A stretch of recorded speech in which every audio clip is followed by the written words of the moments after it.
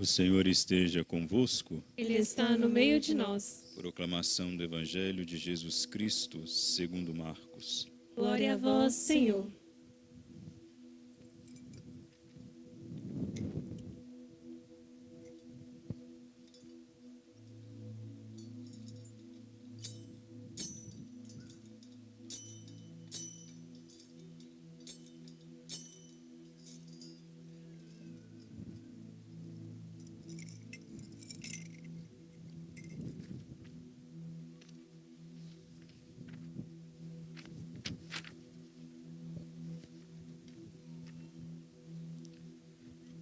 Naquele tempo, Jesus disse à multidão: O reino de Deus é como quando alguém espalha a semente na terra.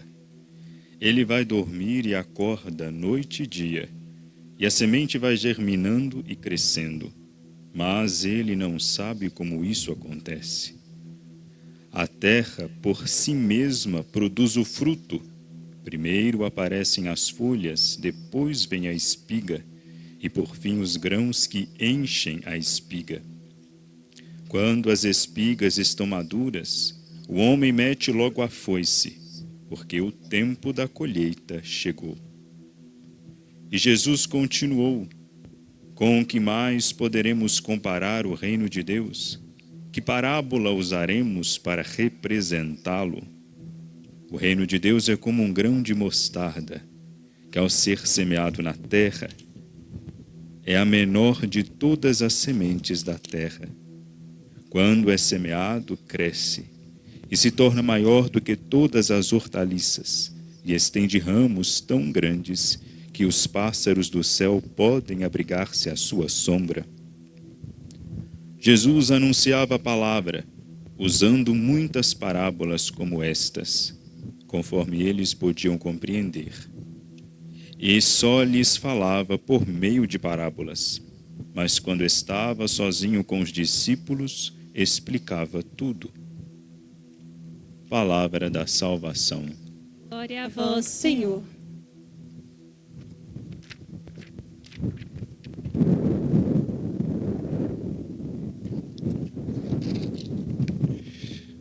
Nosso desafio nessa tarde, diante desta beleza deste espaço, que nos faz estar grávidos de elogios, é nos arriscarmos a escutar esta palavra que nos precede, acompanha e que supera.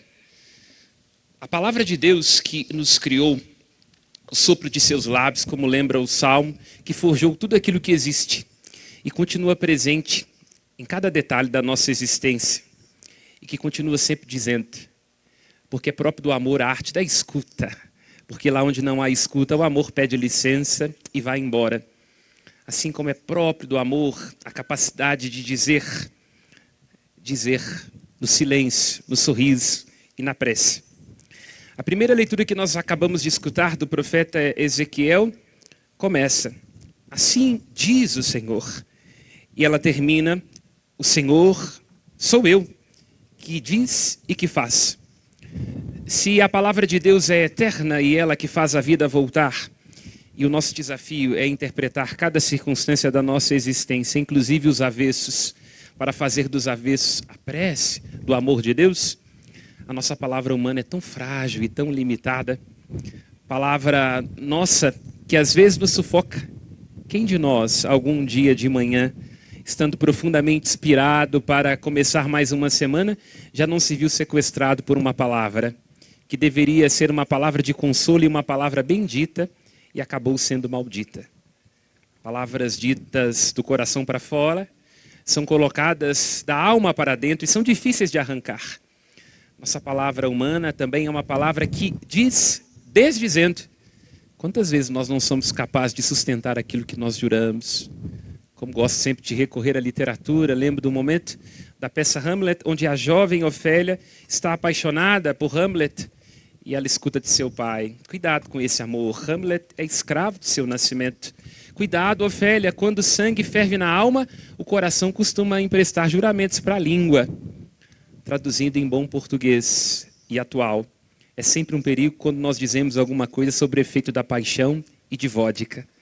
Se a nossa palavra é incapaz de sustentar precisa de reconhecimento e infirma, e nós nos desdizemos e maldizemos, a palavra de Deus é viva, é eficaz. E é esta palavra apresentada por nós no livro do Ezequiel que é capaz de restaurar e de agir. Lá onde nós nos desfazemos, a palavra de Deus tem que nos refazer. Lá onde as mentiras que nós escutamos, ou aquelas que talvez tenham sido pronunciadas por aqueles cujo amor nos faltou, é preciso encontrar a palavra perene do amor de Deus.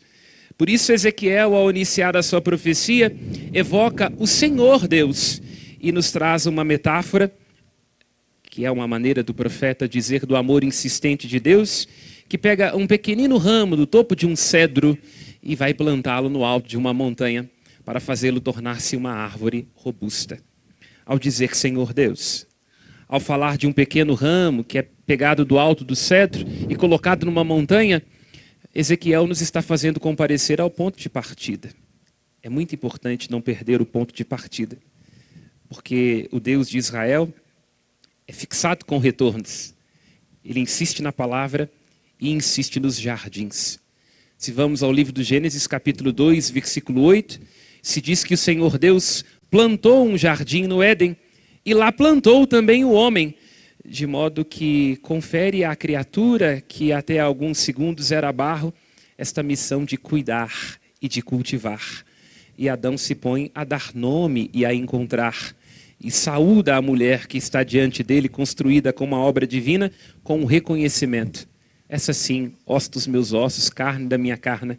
Esta sim é uma metáfora, não é? Toda mulher é uma metáfora a ser traduzida.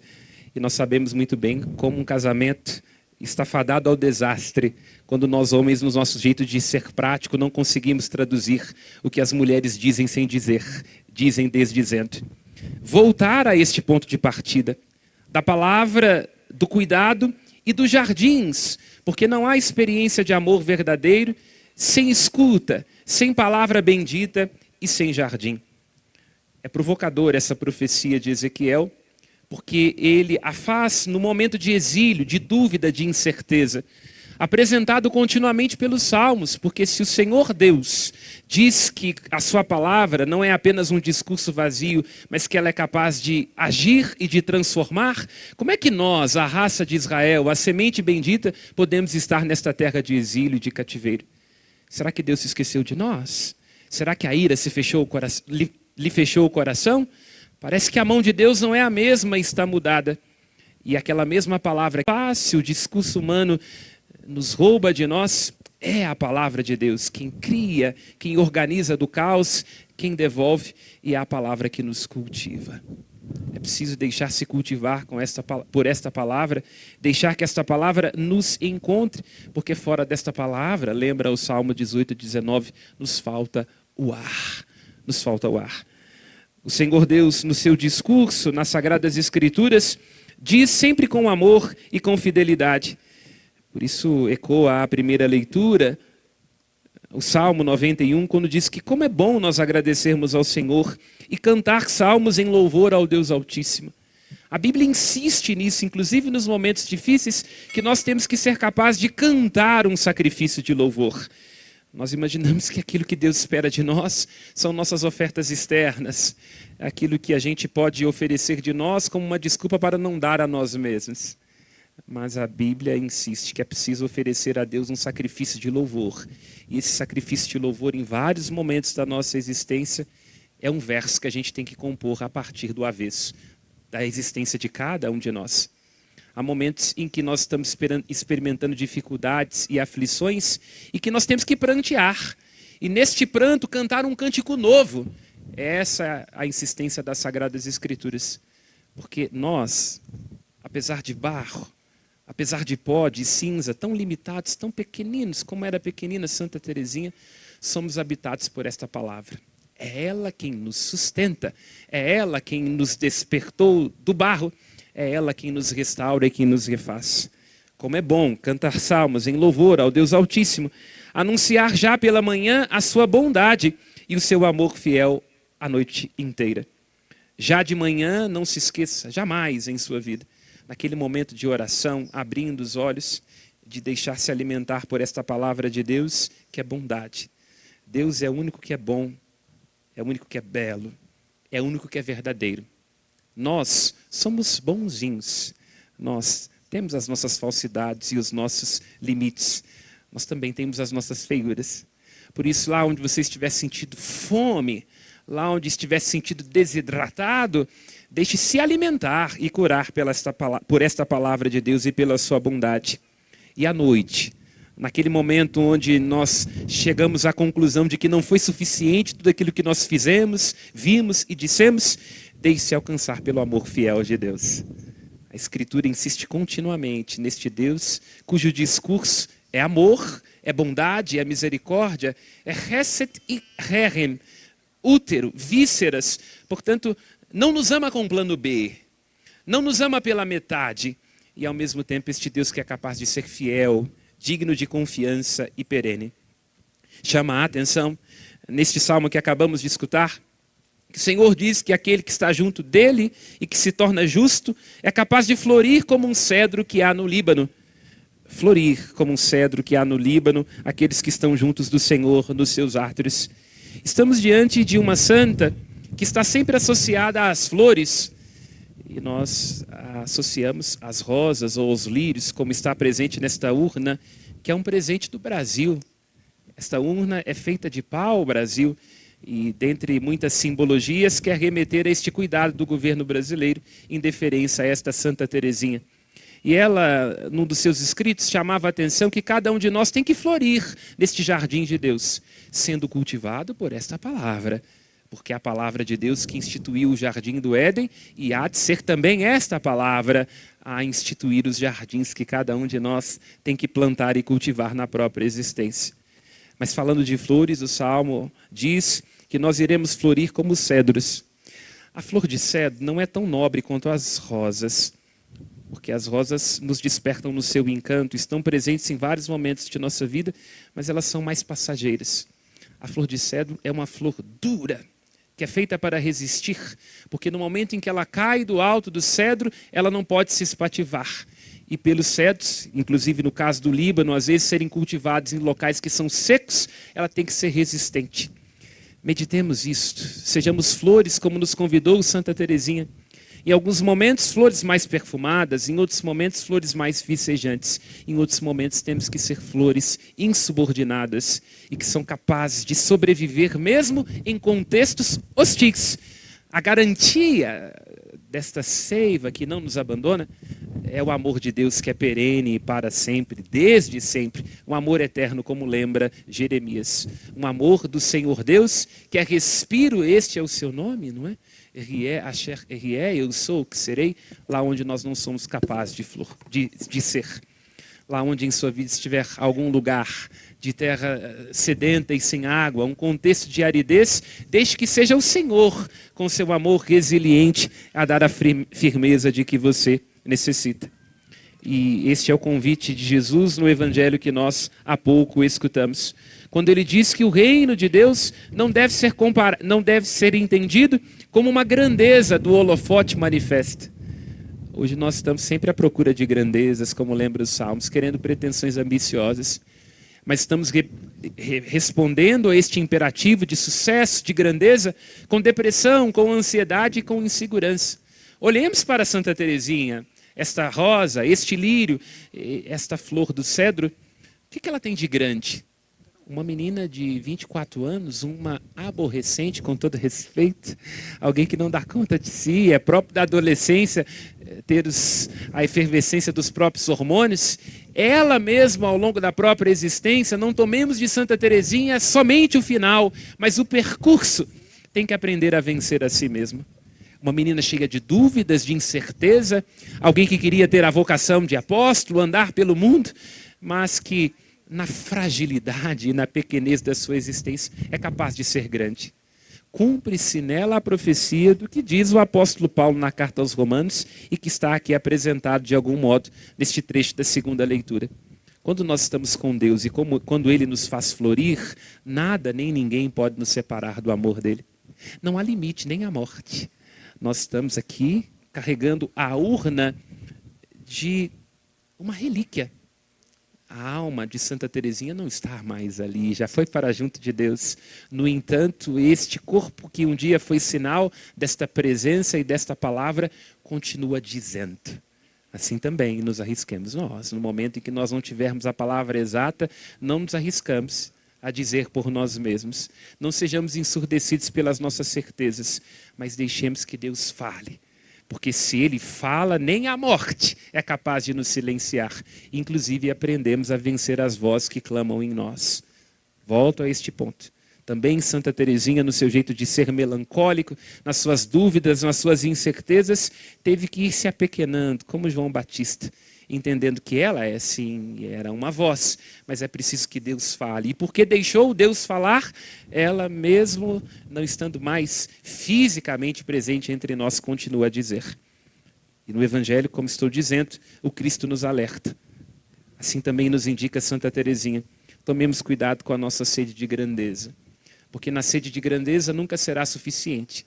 Porque na sede de grandeza nós não apreciamos a beleza do percurso. E porque na sede de grandeza nós não percebemos o reino. O reino é uma pequenina semente que deve desenvolver-se lá naquele lugar onde falha qualquer capacidade humana de antecipar.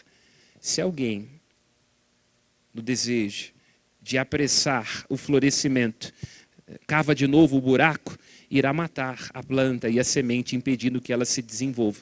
Nós também estamos nos matando, porque não temos pressa com os nossos ciclos, não sabemos respeitar os nossos momentos. Nós também podemos destruir um relacionamento lá naquele lugar onde não fomos capazes de perceber que temperamentos diferentes, que opiniões opostas podem nos ajudar a convergir. Um casamento floresce melhor quando é a soma de dois contraditórios e de duas incompatibilidades para se tornar a compatibilidade de um amor que floresce, mesmo no contexto hostil. Que cada um de nós olhe para o seu ambiente de trabalho e para os seus desafios diários, lá naquele lugar onde a terra estiver sendo arada. Lá naquele lugar onde você tiver que deixar que alguma coisa morra, porque a semente precisa morrer, tome consciência de que ali se faz o reino. O reino de Deus, a sua presença entre nós, tem a ver com a simplicidade.